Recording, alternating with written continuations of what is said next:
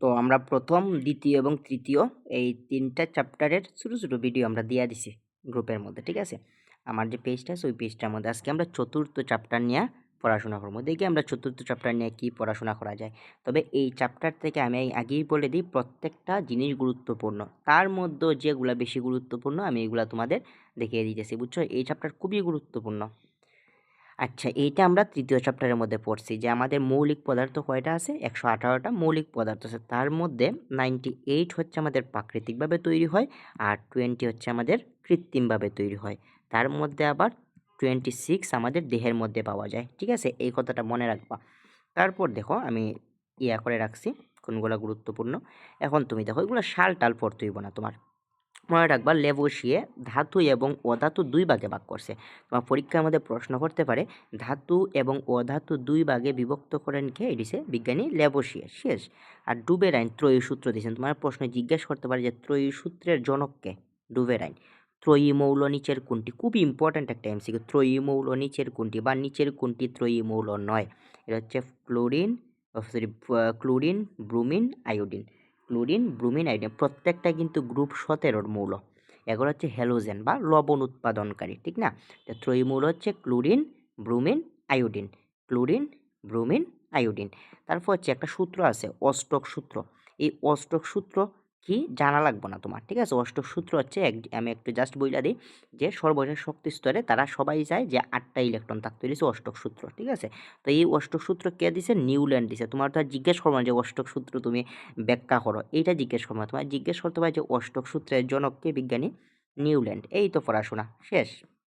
এই জায়গা থেকে আর কি জিজ্ঞেস করতে পারে? আমরা পর্যায় সারণীর মধ্যে আসতেছি একটু পর আমরা আসতেছি।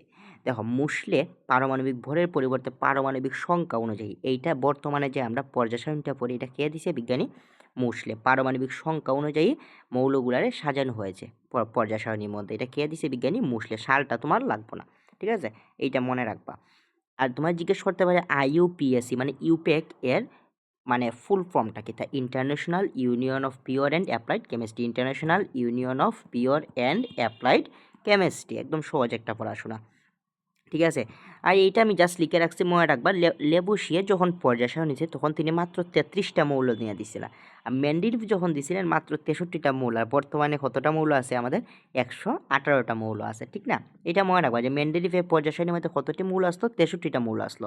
আর লেবুশিয়ের পর্যায় সারণীর মধ্যে কতটা মৌল আসলো? 33টি মৌল আসিল, ঠিক আছে? আর বর্তমানে কতটি আছে? 118টি। এই তো পড়াশোনা শেষ। এখন এইটা যে এত গুরুত্বপূর্ণ আমি দেখো লাল করে রাখছি, ঠিক আছে? এইটা আমি এখন পড়াইয়া দিব তোমাদের।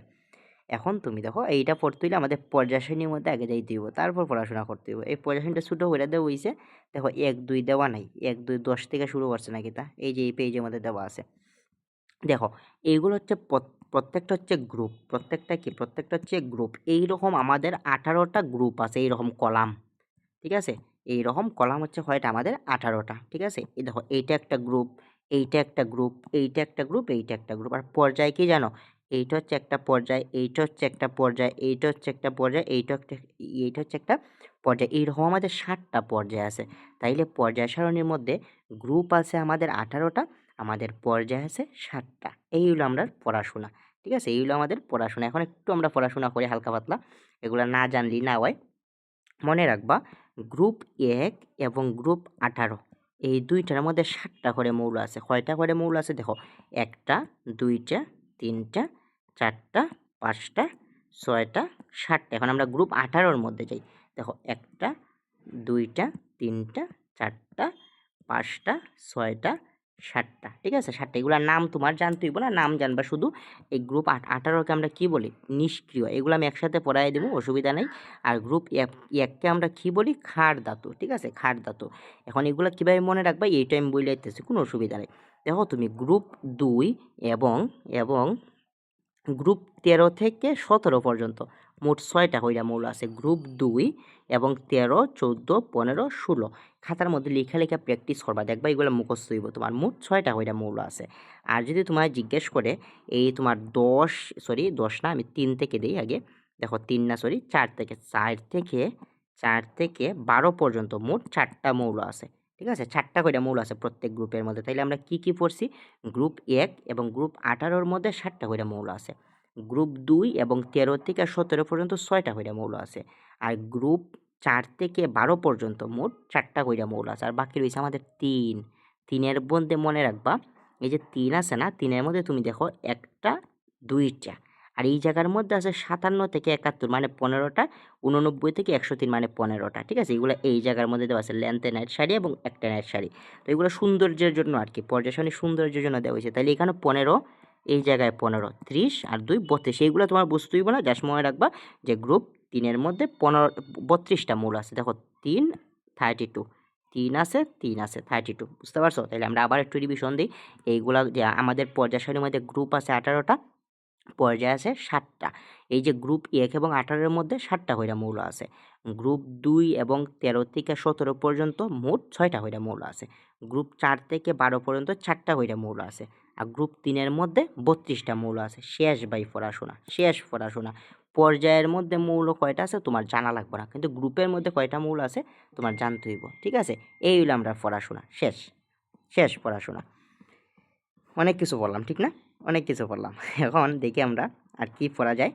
এত সময় আমি এগুলাই চিল্লা করছি ভাই, এত সময় এগুলাই আমি চিল্লা করছি, তোমরা একটু দেখে নে। হ্যাঁ, এখন তুমি দেখো পর্যায় নম্বর নির্ণয়, গ্রুপ নাম্বার নির্ণয়, এইটা পারতে হইলে তোমাকে ইলেকট্রন বিন্যাস পারতে হইব। আমি একটু পড়াই দিই পর্যায় নির্ণয় এবং গ্রুপ নির্ণয়। ঠিক আছে, আমরা পর্যায় নির্ণয় এবং গ্রুপ নির্ণয় পড়বো। আগে আমরা গ্রুপ নির্ণয়টা পড়ি, সরি আগে আমরা পর্যায় পড়ি, যেটা সহজ এটা আগে পড়ি, একদম সহজ। পর্যায় নির্ণয়, পর্যায় নির্ণয়, পর্যায় নির্ণয়। দেখো কিভাবে তুমি বুঝবা যে কোন মৌলটা কোন পর্যায়ে আছে, কোন মৌলটা কোন গ্রুপে আছে, এটা বোঝার একটা সহজ একটা পথ আছে। মনে করো তুমি যে সোডিয়াম দিয়ে চিন্তা করো, সোডিয়ামের পারমাণবিক সংখ্যা কত? 11। আর তোমাদের জাস্ট একটা কথা আমি বলে দিই, এই চ্যাপ্টার পড়ার আগে তুমি 1 থেকে 30 পর্যন্ত মৌলগুলোর নাম সিরিয়ালি মুখস্থ করবা। ঠিক আছে, যেমন hydrogen, helium, lithium, beryllium, boron, carbon, এইভাবে সিরিয়ালি মুখস্থ করবা। ঠিক আছে, এগুলো দেওয়া আছে বইয়ের মধ্যে, আমি পিডিএফটা দিয়ে দিব, তোমাদের দেখাইও দিব। ঠিক আছে, তাহলে ইলেকট্রন বিন্যাসটা কেমন হবে? আমরা সবাই পারি ইলেকট্রন বিন্যাস, 1s2, 2s2, 2p6, 3s1, 3s1। তাহলে তুমি দেখো পর্যায় নম্বর নির্ণয় করার কৌশলটা হইছে প্রধান কোয়ান্টাম সংখ্যা। তা প্রধান কোয়ান্টাম সংখ্যা তুমি তো ভাই এখন আমরা বুঝতেছি না প্রধান কোয়ান্টাম সংখ্যা কোনটা। মনে রাখবা সবচেয়ে বড় সংখ্যা রয়েছে তার পর্যায় নাম্বার। এই দেখো 1 আছে, 2 আছে, 2 আছে, 3 আছে, তাহলে সবচেয়ে বড় কোনটা? এটা হচ্ছে প্রধান কোয়ান্টাম সংখ্যা, যাকে আমরা n দিয়ে প্রকাশ করি। এইটা হচ্ছে আমাদের পর্যায় নাম্বার। তাইলে এই যে সোডিয়ামটা কোন পর্যায়ে আছে? সে 3 নাম্বার পর্যায়ে আছে। ঠিক না? আমরা আরেকটা করি, আমরা পটাশিয়ামটা করি। পটাশিয়াম হচ্ছে 19। তাহলে ইলেকট্রন বিন্যাসটা কী হইব? 1s2, 2s2, 2p6, 3s2, 3p, 10, 12, 12 আর 18, আরটা হচ্ছে আমাদের 4s1। তাইলে সে কোন পর্যায়ে আছে? সে 4 নাম্বার পর্যায়ে আছে। বুঝতে পারছো? তাইলে মানে সর্বপ্রধান কোয়ান্টাম সংখ্যা এই জায়গার মধ্যে 4, তার মানে সে 4 নাম্বার পর্যায়ের মধ্যে আছে। ঠিক না? একদম সহজ। এই আমরা পর্যায় নম্বর নির্ণয় পাই। হ্যাঁ, এই আমরা পর্যায় নম্বর নির্ণয়। এখন আমরা দেখব গ্রুপ নির্ণয়। গ্রুপ নির্ণয় আরও সহজ। তুমি যদি ইলেকট্রন বিন্যাস জানো তাইলে তুমি সবই পাবা, কারণ ইলেকট্রন বিন্যাসটা হচ্ছে পর্যায় সারণী মূল ভিত্তি। বুঝতে পারছো? ইলেকট্রন বিন্যাসটা হচ্ছে পর্যায় সারণী মূল ভিত্তি, যার কারণে তুমি ইলেকট্রন বিন্যাস জানলে তুমি গ্রুপ নির্ণয়, পর্যায় নির্ণয়, সে ধাতু নাকি অধাতু সবই পারবা। বুঝতে পারছো? এখন গ্রুপ নির্ণয়টা 3টা রুলস আছে, 3টা রুলস মনে রাখবা। 1 নাম্বার রুলস হচ্ছে সবার শেষে যদি এস থাকে এবং এসের উপরে যে ইলেকট্রন থাকবে, এই ইলেকট্রন নাম্বারটি হচ্ছে তার গ্রুপ নাম্বার। বুঝতে পারছো? এইটা হচ্ছে 1 নাম্বার রুলস। যেমন আমরা সোডিয়ামটা দেখছি, দেখো সবার শেষে কিন্তু এস আছে, এসের উপরে একটা ইলেকট্রন আছে, তার মানে সে 1 নাম্বার গ্রুপে আছে। বুঝতে পারছো? সে 1 নাম্বার গ্রুপে আছে। বুঝতে পারছো? এখন আমরা দেখি পটাশিয়ামের ক্ষেত্রে, দেখো সবার শেষে এস আছে, এস থাকলে সে কয় নাম্বার গ্রুপে আছে? 1 নাম্বার গ্রুপে আছে। একদম সহজ না? জিনিসগুলো একটু প্র্যাকটিস করবে তোমরা, 1 থেকে 30 পর্যন্ত মুখস্থ করবা, পাশাপাশি তোমরা ইলেকট্রন বিন্যাস করে গ্রুপ এবং পর্যায় নির্ণয় করবা। বাসার মধ্যে প্র্যাকটিস করতে হইব, নয়তো ভুলে যাবে এগুলো। দেখো 2 নাম্বার রুলসটা কিন্তু যদি এস এবং পি থাকে, এস এবং পি থাকে, সবার শেষ ইলেকট্রন বিন্যাস করার পরে যদি শেষে তুমি এস এবং পি দেখো, তাহলে এস এর উপরে যে ইলেকট্রন, পি এর উপরে যে ইলেকট্রন, এই দুইটা তুমি যোগ করে সাথে 10 যোগ করবা। বুঝতে পারছো?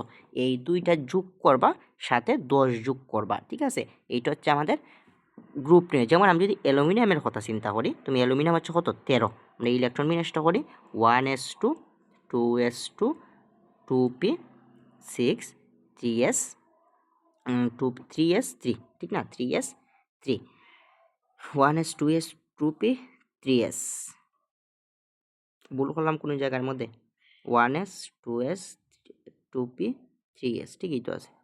সে কি 3 নম্বর গ্রুপে আছে না, আবার সে তো 13 নম্বর গ্রুপে আছে। আমি আবার ইলেকট্রন ম্যাচটা করি তো, 1s2 2s2 2p6 3s3, ঠিক না। তাইলে এখন তুমি দেখো সে কয় নাম্বার গ্রুপে আছে আসলে, এস এবং পি আছে এই জায়গার মধ্যে, সে তো 3 নাম্বার গ্রুপে দেখাইতেছে ভাই। আসলে কি 3 নাম্বার গ্রুপে আছে, সে তো 13 নাম্বার গ্রুপে আছে। 10 3 13, 1s 2s 2p 3s, ঠিকই তো আছে। ও এস এর উপরে তো বাই, দেখো এস এর উপরে তুমি সর্বোচ্চ 2টা দিতে পারবা, আমারও মাথা নষ্ট হয়ে গেছে। এস দেন হচ্ছে তোমার 3p1, 3p1, ঠিক আছে, 3p1, কারণ দেখো 2 2 সাইড 6 10, 10 আর 2 কত, 10 আর 2 12 আর 1 13। তাই তুমি দেখো এস এবং পি আছে, তাইলে এর উপরে যে ইলেকট্রন আছে এই যে 1 + 2 + 10, মোট 13, ঠিক আছে, সে 13 নম্বর গ্রুপে আছে। বুঝতে পারছো? আমি আবার একটু রিপিট করি। তুমি ইলেকট্রন বিন্যাস করার পর দেখো আমরা এইটা পাইছি 3s2 3p1।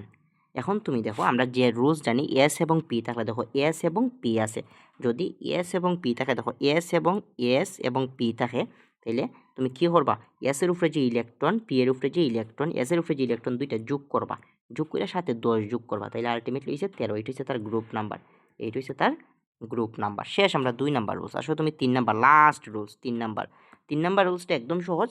3 নাম্বার রুলস একদম সহজ, কি এইটা হচ্ছে যদি তোমার এস এবং ডি থাকে তখন জাস্ট খালি 2টার ইলেকট্রন যোগ করবা, বুঝতে পারছো?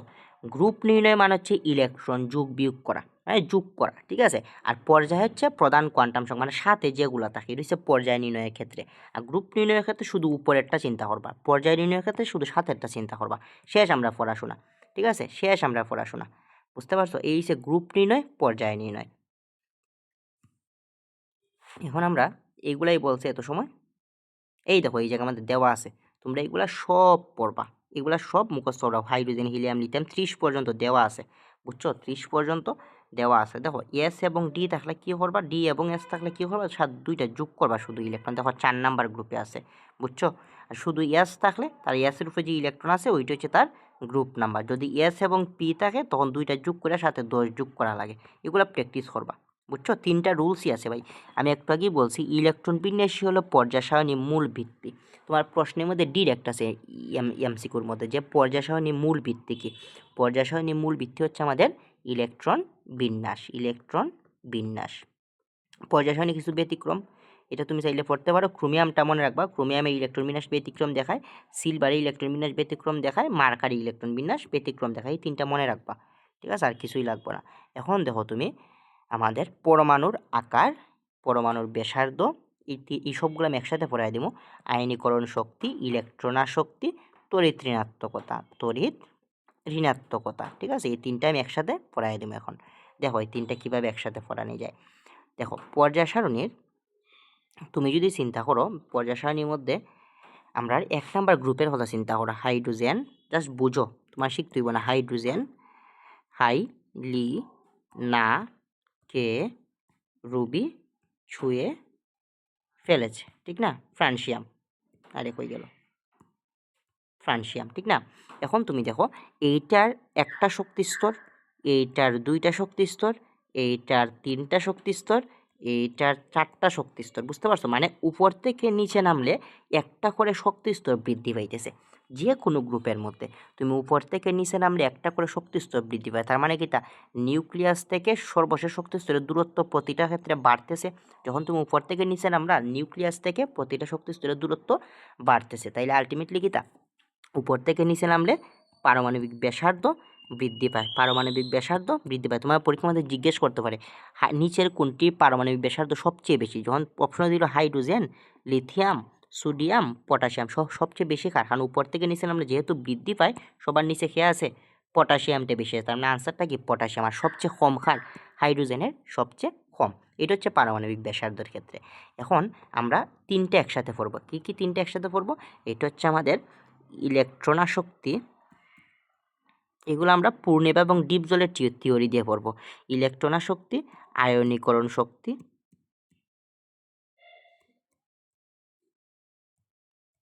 দেন হচ্ছে তোমার আমাদের এই তড়িৎ ঋণাত্মকতা, তড়িৎ ঋণাত্মকতা, তড়িৎ ঋণাত্মকতা, ঠিক আছে।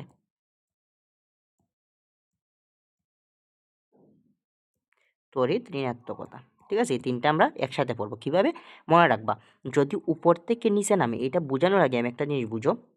ধরো বাংলা সিনেমার মধ্যে কী হইতো, একজন নায়ক থাকতো, আর একজন নায়িকা থাকতো, আর একজন ভিলেন থাকতো, ঠিক না? এই যে মনে করো ডিপজল, মনে করো পূর্ণিমা, আর মনে করো তোমার এই মান্না, ঠিক আছে। এখন মনে রাখো তুমি একটা জিনিস, যে যদি আমরা দেখতাম যে ডিপজলে যখন পূর্ণিমারে নিয়ে যাইতো, যদি নায়ক বাংলাদেশে থাকতো তখন তো মাহিফির দিয়ে নিয়ে আইতো ভাই, ঠিক না?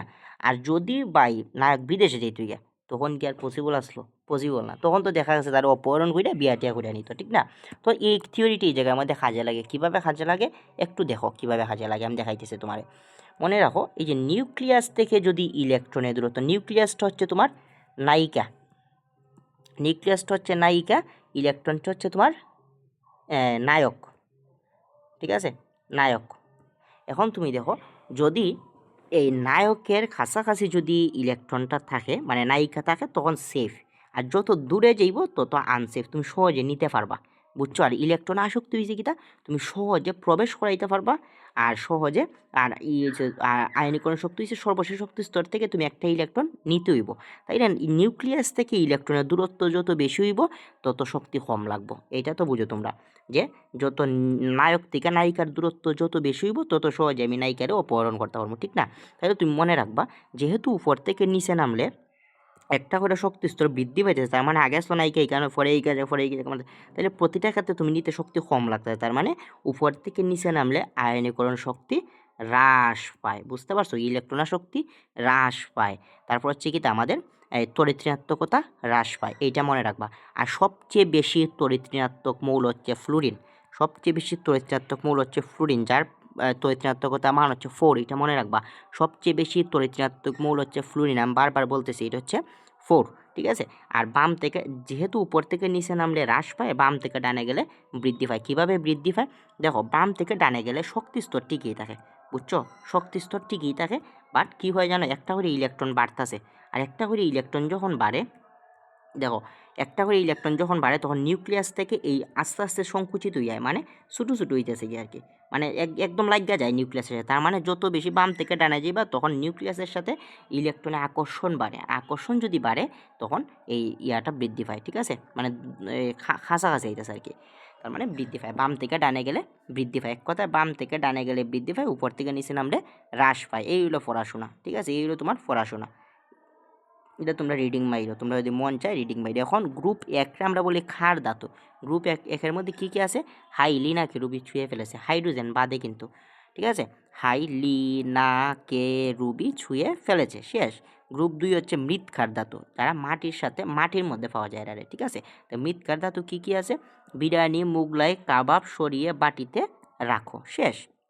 মুদ্রা ধাতু, গ্রুপ 11 মধ্যে 4টা মৌল আছে, 4টার মধ্যে প্রথম 3টার আমরা মুদ্রা ধাতু বলি। কী কী আছে, কপার, সিলভার, গোল্ড।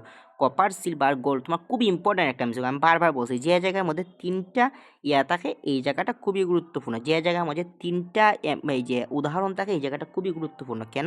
কারণ তোমার বলবে নিচের কোনটি মুদ্রা ধাতু নয়, তোমার দিবে কপার, সিলভার, গোল্ড, আর দিয়ে দিবে রন্টজেনিয়াম, তখন আনসারটা কোনটা, রন্টজেনিয়াম, বুঝতে পারছো? কারণ প্রথম 3টা হচ্ছে মুদ্রা ধাতু, ঠিক আছে। আর গ্রুপ 17 বলে আমরা হ্যালোজেন। হ্যালোজেন শব্দের অর্থটা কি, তা লবণ উৎপাদনকারী। হ্যালোজেন শব্দের অর্থ লবণ উৎপাদনকারী। হ্যালোজেন কী কী আছে, ফ্লুরিন, যেটা সবচেয়ে বেশি তড়িৎ ঋণাত্মক মৌল, যেটা আমরা যার তড়িৎ ঋণাত্মকতার মান হচ্ছে 4, ক্লোরিন, ব্রুমিন, আয়োডিন। এই দেখো ক্লোরিন, ব্রুমিন, আয়োডিন ত্রয়ী মৌল, ঠিক আছে, এগুলা মনে রাখবা। পর্যায় সারণীর 18 নম্বর হচ্ছে নিষ্ক্রিয় মৌল, নিষ্ক্রিয় গ্রুপ, ঠিক আছে। এরা কী কী আছে, হিলিয়াম, নিয়ন, আর্গন, ক্রিপ্টন, এগুলা মনে রাখবা, ঠিক আছে। অবস্থান্তর মৌল খুবই ইম্পর্ট্যান্ট। অবস্থান্তর মৌল কেন বলতেছি, দেখো গ্রুপ 3 থেকে 12 পর্যন্ত আমরা গ্রুপটা বলি অবস্থান্তর গ্রুপ, ঠিক আছে। এই যে অবস্থান্তর মৌলগুলো কী হিসেবে কাজ করে, প্রভাবক হিসেবে কাজ করে, এবং তারা রঙিন যৌগ গঠন করে, তারা রঙিন যৌগ গঠন করে। এই হলো পড়াশোনা, তুমি এগুলো পড়লেই তোমার হইয়া গেছে, ঠিক আছে? এগুলা পড়লেই তোমার এই চ্যাপ্টারটা মোটামুটি কভার হয়ে। দেখো আধুনিক পর্যায় সারণী ভিত্তিটা কিটা? ইলেকট্রন বিন্যাস হচ্ছে আধুনিক পর্যায় সারণী ভিত্তি। বলছি এটা কোন পর্যায়ে কোন গ্রুপে আছে। দেখো ডি এবং এস আছে, এটা কয় নাম্বার গ্রুপে আছে? শুধু এস আছে না এই জায়গার মধ্যে? এটা কয় নাম্বার রুলস পড়ছে? এটা 1 নাম্বার গ্রুপের মধ্যে, 1 নাম্বার রুলসের মধ্যে পড়ছে। এস আছে, এসের উপরে 2টা ইলেকট্রন আছে, তার মানে সে 2 নাম্বার গ্রুপে আছে। যদি এস এবং ডি থাকতো, এইভাবে থাকতো, এস এবং ডি থাকতো, তখন 2টা যোগ করা লাগতো। এখানে তো শুধু যদি শুধু এস থাকে শেষে, তখন জাস্ট এসেরটাই হচ্ছে কিটা আমাদের গ্রুপ নাম্বার। বুঝতে পারছো? একদম সহজ একটা জিনিস, ঠিক আছে? আর যদি এস এবং পি থাকে, তখন 2টা যোগ করে সাথে 10 যোগ করা লাগে। এই হলো পড়াশোনা, আর কিছু পড়াশোনা নাই ভাই, ঠিক আছে? এই হলো পড়াশোনা। ওই যে এক্স মূলটা কোন পর্যায়ে আছে? এক্স হচ্ছে 9, তাইলে ইলেকট্রন বিন্যাস করো 1s2 2s2 2p। দেখো সাইড হয়ে গেছে, সাইডের সাথে কত যোগ করলে 9 হয়? 2p 6 2p 6 2p 6। তাহলে দেখো 1s2 2s2 2p 6, তাহলে আলটিমেটলি এস এবং পি আছে। এস এবং পি থাকলে কী করতে হবে? 2 এবং 6 যোগ করলে কী হয়? 9 হয়, সাথে 10 যোগ করা লাগে। তাহলে কত? গ্রুপ পর্যায়ে আছে, কয় নাম্বার পর্যায়ে আছে? পর্যায়ে তো আমরা ভাইয়া গেছি ভাই। কয় নাম্বার পর্যায়ে আছে? 2 নাম্বার পর্যায়ে আছে। কয় নাম্বার পর্যায়ে? 2 নাম্বার পর্যায়ে। আমি ইলেকট্রন বিন্যাস করতে গিয়ে ভুল করলাম, একটা মিনিট। 9 বলছে না তোমারে? এক্স তো 9, সরি 37 বলছে, আমি বারবার করতেছি 37। তাইলে আমরা করি 37, 1s2 2s2 2p6 3s2 3p6 4s2 3d, দেখি 2 আর 2 4 10 12 18 20 20 30 3p লিখছি, এখন 30 5s1। তাহলে আলটিমেটলি সে 1 নাম্বার পর্যায়ে আছে। কয় নাম্বার পর্যায়ে আছে? সে 1 নাম্বার পর্যায়ে আছে। বুঝতে পারছো? সে কয় নাম্বার পর্যায়ে? 37 তো, 37 হলে অসুবিধা নেই, 2 দিয়ে দিবে তোমরা। তাইলে সে 5 নাম্বার পর্যায়ে আছে। দেখে হইছে কিনা? 10 10 আর 2 12 18 19 20 30 30 36 36 আগেই তো ঠিক আসলো 37। সে 5 নাম্বার পর্যায়ের মধ্যে আছে। বুঝতে পারছো? সে 5 নাম্বার পর্যায়ের মধ্যে আছে। এত দূর যাইতো না তোমার 1 থেকে 30-এর মধ্যে থাকবো, 1 থেকে 30-এর মধ্যে থাকবো, 1 থেকে 30-এর মধ্যে তোমার থাকবে। বুঝতে পারছো? ওকে, এই হলো তোমার এই চ্যাপ্টারের পড়াশোনা, ঠিক আছে।